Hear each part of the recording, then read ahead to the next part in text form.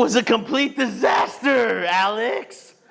You got people pushing like luggage in the back, falling. You got Paul over here repeating after you. There's trees all over the streets outside. Alex's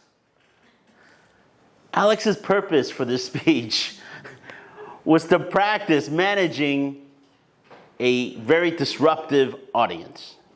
And I think Alex set himself up not too seriously, because he came up here smiling when things were going awfully wrong.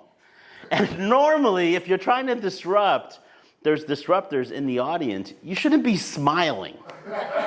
Okay, number one rule, okay? You smiled way too much. And then you got Kelly walking across this way and somebody saying our banner is crooked, and you thanked him for disrupting you. Alex, what are you thinking? Come on. But it was good practice for you. You might need to practice some more. This is good practice. It's not easy. I don't know what kind of strategies you had in mind, what kind of plans you had. I know Alex had contacted me before he gave this speech, and he had told us the people that he wanted to disrupt him. So he was prepared in that sense.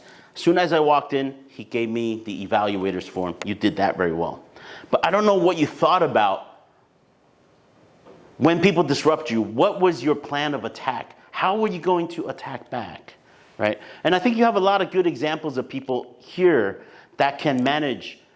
People have done that before, and I have given this evaluation before as well, right? So I already gave you one of the first suggestions is to not smile so much. And if something is going wrong, be a little bit more assertive. Be a little bit more serious. This is good practice for you. I know we're not going to see a scary Alex. I know if you're really, really serious, we're not going to be offended because you're trying to practice something that you normally wouldn't do. And we know how nice Alex is. But when you're doing this, you're actually practicing that. And I want you to try to do it again next time and be a little bit more assertive.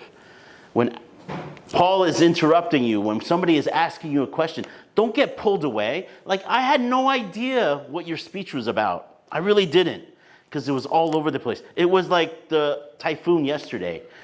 I felt like I was in a typhoon.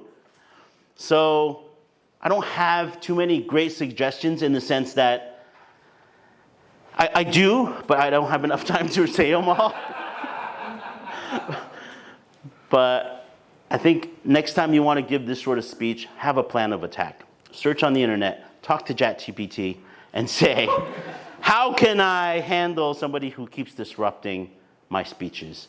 And see what ChatGPT says. All right? Thank you. G.